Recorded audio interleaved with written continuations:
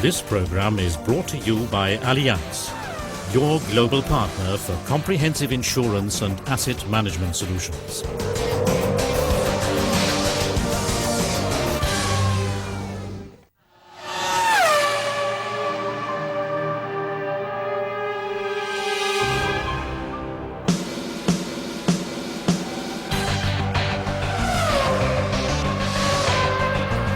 Welcome to a new edition of Inside Grand Prix.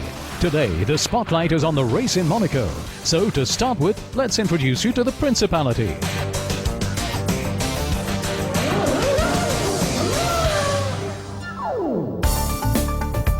The Principality of Monaco on the picturesque Côte d'Azur. Playground of the rich and beautiful. And of course, stage for the only Grand Prix on a road circuit. If you want to experience the spectacle of Formula One right up close, then you should do so in Monaco.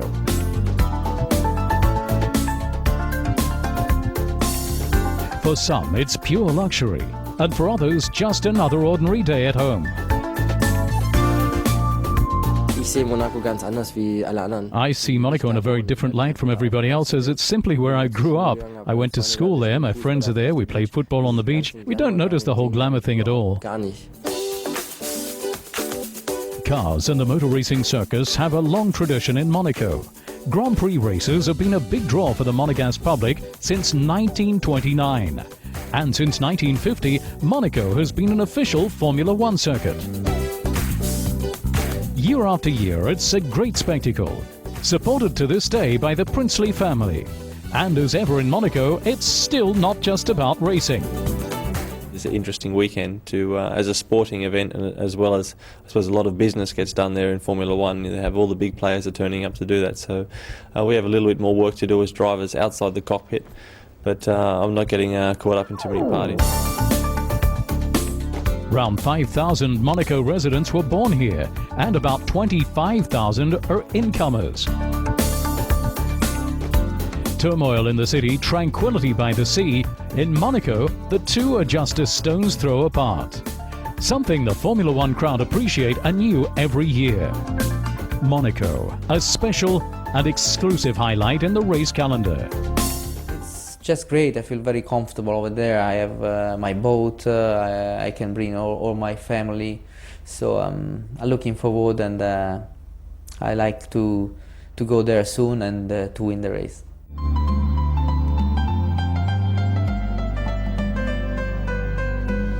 Nowhere else do you get so close to the Formula One action.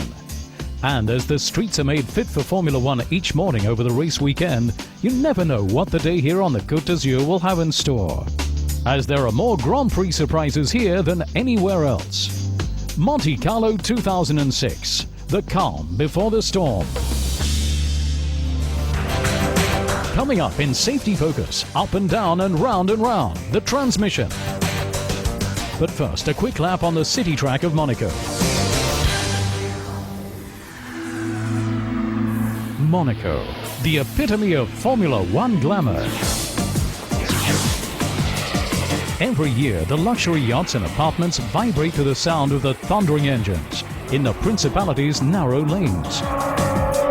Monaco is a special event. I think you can't ignore the atmosphere there. To have everyone on top of each other in terms of the atmosphere of the circuit, and the grandstands are built virtually over the water in certain sections of the track, and then the cars coming out of the tunnel, and you've got a lot of people on their boats watching the race as well.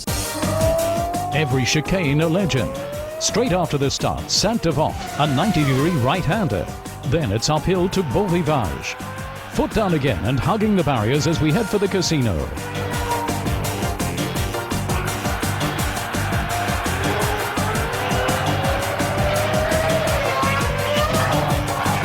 The Mirabeau, braking down hard to 80 kilometers an hour.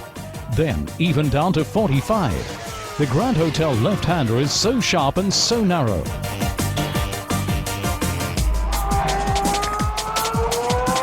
And then you're there, at Monaco's tunnel. First of all, you just drive into the tunnel. It's a bit darker, even though there are lots of spotlights on. And then it's blind through this corner, flat out at 300 in between two walls.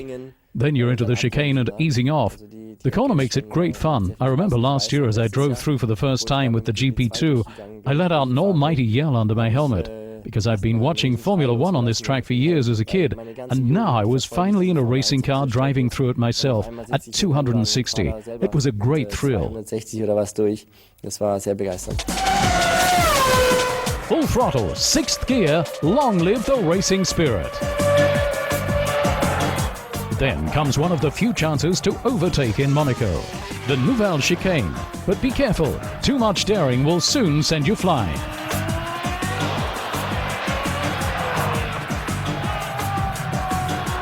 Tabac, Louis Chiron, Piscine. Monaco's corners call for strong nerves and soft tyres. Tyres in Monaco need to be soft because it's a street circuit with low grip.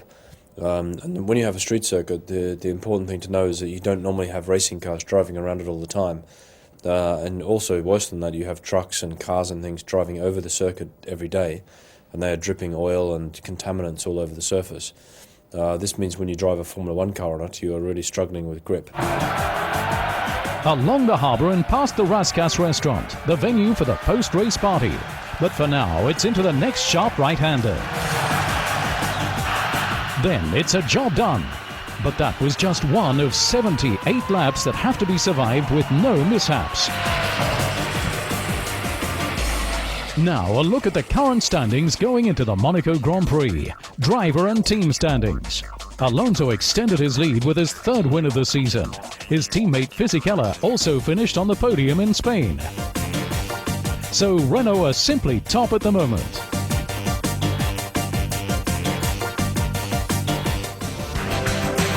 In a moment, Monaco and Formula One 30 years ago.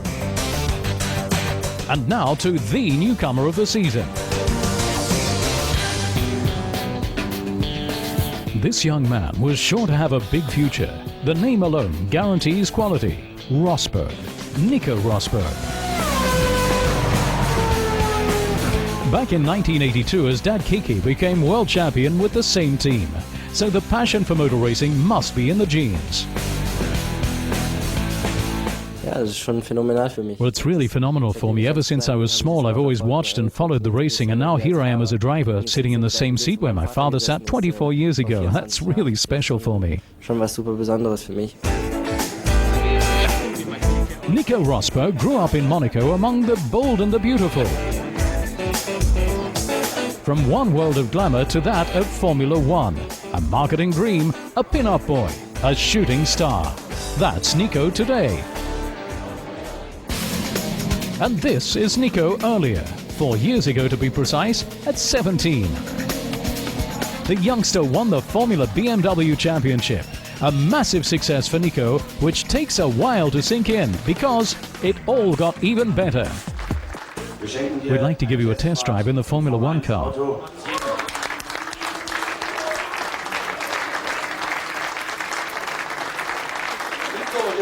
Als Einsteiger passiert es nicht. As a newcomer, it doesn't always happen that you immediately get into such a super team. That was just brilliant for me because the team has such a fantastic history. They're really, really experienced to know everything about the whole business. It's really good. Und das ist schon echt gut. Und That's why you have to set yourself extremely high targets for the season. vornehmen dann für diese Saison.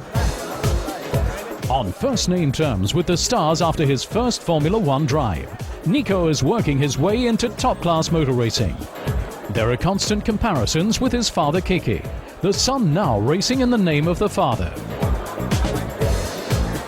Of course, the problem is that the expectations keep on rising. You're never satisfied in Formula One. You can never afford to be satisfied. It just keeps going on and on. It's an incredible fast-moving environment. There are days when you're only as good as your last race. Those times always come around. It was exactly the same in my day. January 2006. There are no difficulties to adjust for the 20-year-old as he climbs into the cockpit for the first time as a team driver for the Williams Formula One team. Now he just has to prove he can assert himself in the fast-moving Formula One world. Ich bin jetzt auch ein bisschen schon dran gewöhnt. I'm already used to it because I've seen it all before with my father, so there aren't too many new things for me at the moment. Even in Formula One, which I'm doing now, not a great deal has changed. That's certainly a huge help for me. Weil brauche ich mich nicht I so don't richtig need to aktivieren. acclimatize myself, I can simply concentrate on my other tasks. But sometimes it's a bit of a burden, because everyone always asks about my father and whether his son is as good as he was. Ist der Sohn so gut wie der Vater? Like father, like son, Williams were convinced by Nico and have given him a 5-year contract. And the German shows his potential whenever his equipment works. Even from right at the back, he manages to win points. He now has 4 points in his account, and that even surprises Rosberg Sr. You can just keep chucking your forecasts in the bin every week, can't you? Because the little one just keeps beating all my predictions. Both father and the team know that this little one could become a true great. The pressure of expectations will just keep on growing. In future, Williams want to be world champion again, with a Rosberg would-be favourite, like in 1982. Coming up in Safety Focus, who can shift the fastest? The gearbox. And now in Techno, a hot topic. Glowing brakes. They do their best work at around 650 degrees.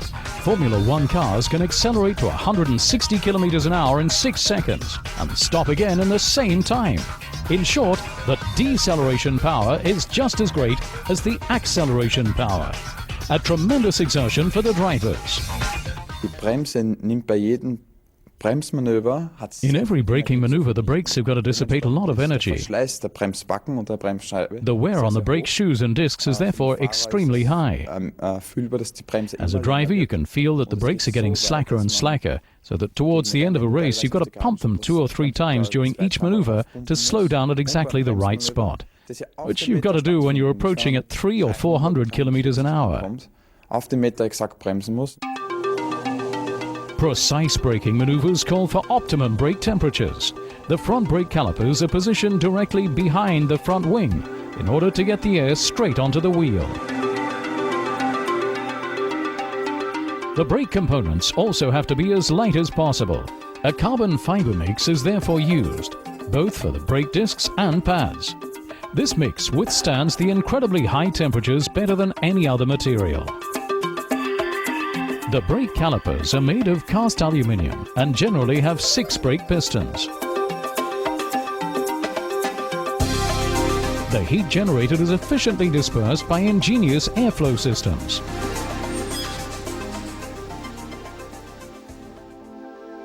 Sometimes from around 1,000 degrees down to 600. The various team's engineers have come up with differing solutions. In every case, however, it's the wind that does the cooling. The air intake determines the amount of cold air that flows onto the discs. This can be adjusted for each circuit and any ambient temperature. In this system, a dense flow of air is targeted into the brake disc. Channels inside the disc then direct it back out again. The principle of the internally ventilated brake. Another system works with air being scooped onto the disc by a small fan. Nevertheless, the more the brakes get too hot, the quicker they get worn down. The pads and discs get thinner. The pads have to travel a greater distance to contact the brake disc. So with the vibration down the straight, the pads can sometimes be knocked away from the brake disc, and then he has to get the pads back in position and then perform the braking maneuver. Challenging development work, therefore, for the engineers, who continue to look for even better solutions. Precision braking with force and finesse, all without any electronic aids. For the drivers, mastering this technique is absolutely key, as in the end it's also decisive for victory or defeat. Time for a short break, but we'll be right back with all the key facts on the Monaco Grand Prix. In Safety Focus, we'll show you how a Formula One gearbox works. Don't go away. Allianz. Insurance and asset management.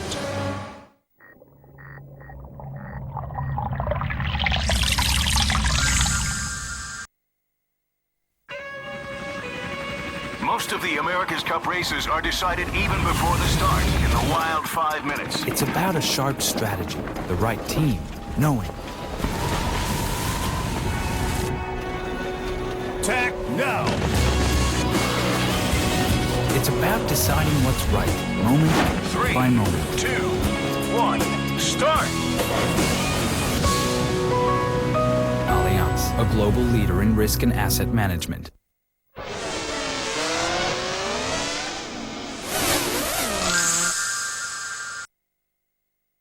Allianz, insurance and asset management.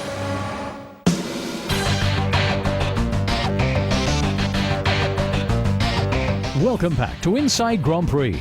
Coming up, news and facts. But first, in Safety Focus, fully engaged, the transmission.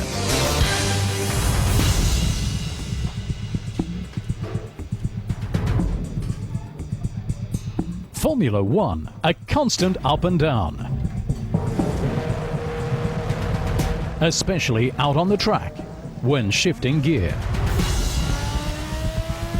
Flat-out straights, hairpin bends, easing back, pulling past. The gearbox is always hard at work.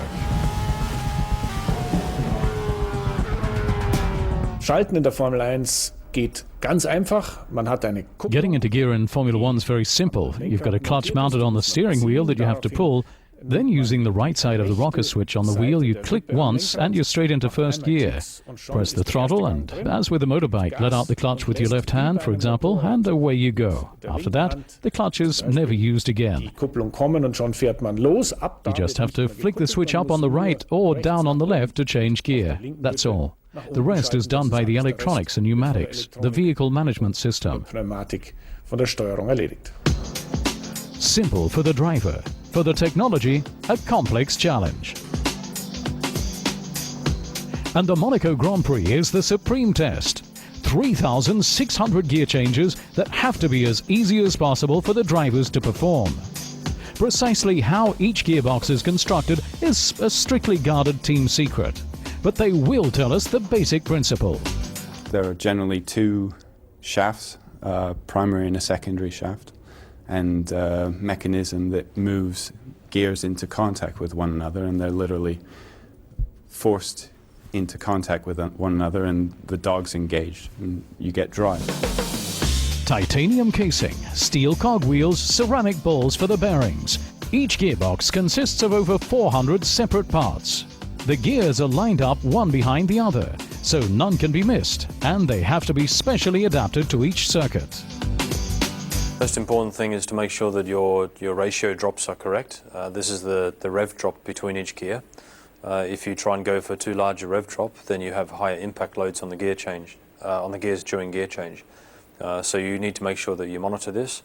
Also, the first gear is used a lot more in Monaco than anywhere else, so the stresses that the first gear has to take are also a lot higher. Bumpy tracks and hard grounding. Despite such influences, shifting up and down must work as smoothly as possible. The gear change itself takes under 30 milliseconds. As it's made, the carbon fiber clutch and engine management system are controlled by the electronics. We have a brief period where there is no gear engaged, and during that time we have to adjust the engine speed to allow the gearbox to shift into the next gear, and then we have to bring the engine power back up again as quickly as possible to get the maximum performance. So all the way through we're trying to control the clutch and the engine to minimise the time it takes to come out of one gear and go into the next gear.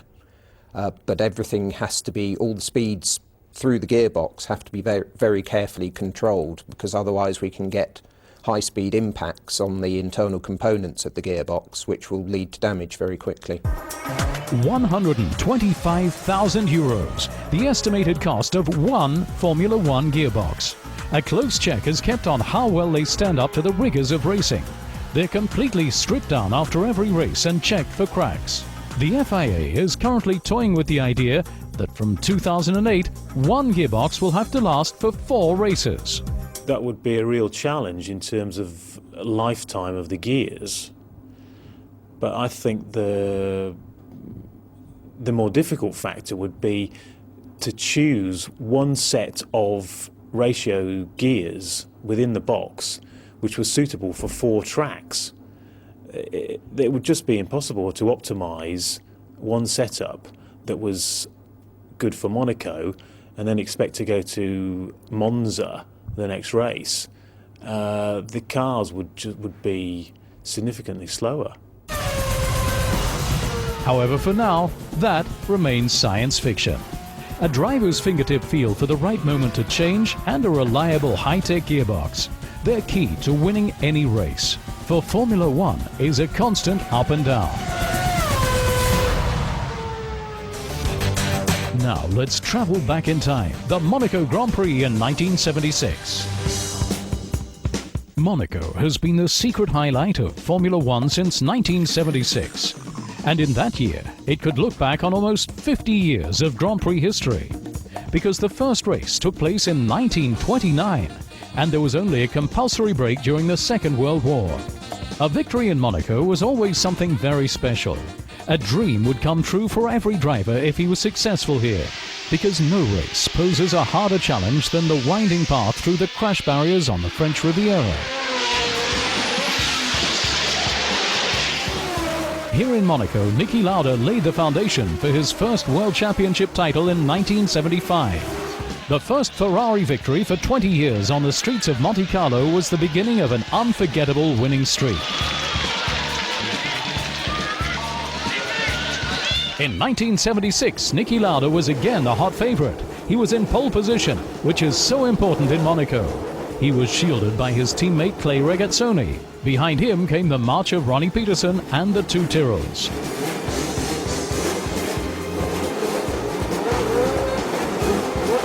What may look like a false start from today's point of view was perfectly normal in 1976, because there were not yet any traffic lights, and the start was more or less a matter of instinct. Niki Lauda drove all his rivals into the ground in Monaco. He serenely pulled away and gave the competition no chance. They had their hands full trying to avoid being completely outclassed. 78 laps, no runoff zones, countless gear shifts, and 100% concentration. Even back then, Monaco was pure torture for the drivers and the material. And a simply incomparable racing adventure. And it leaves you speechless.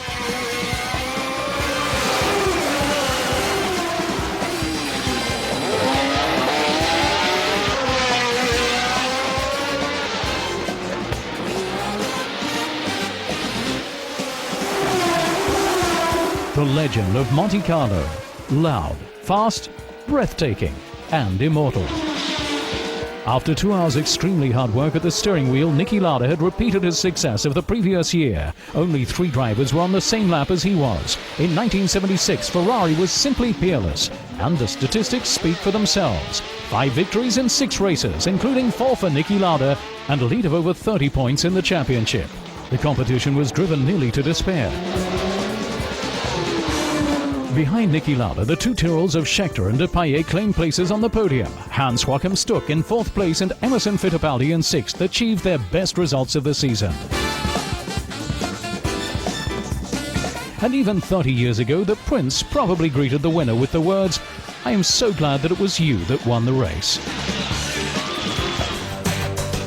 And now for our news and facts.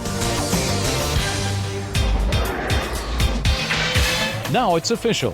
The FIA has assessed the technical solutions relating to flexible wings as definitely conforming to regulations.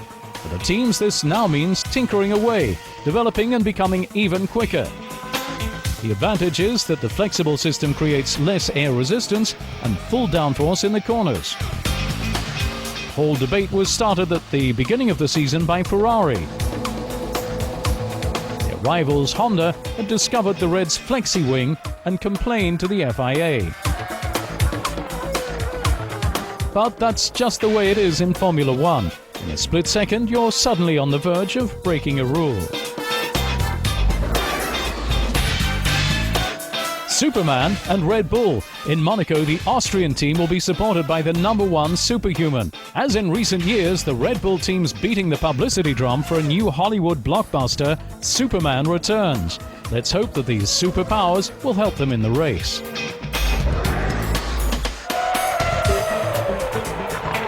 Now let's take a look at the point of hardest braking in the Monaco International Circuit. The Brembo brake experts have calculated that it's at the Nouvelle Chicane after the tunnel. The speedometer needle falls from 300 kilometers an hour to 75 in just 2.6 seconds. In the process, the drivers are subjected to 3.5 G. That was Inside Grand Prix. We'll be back for the next race, the British Grand Prix.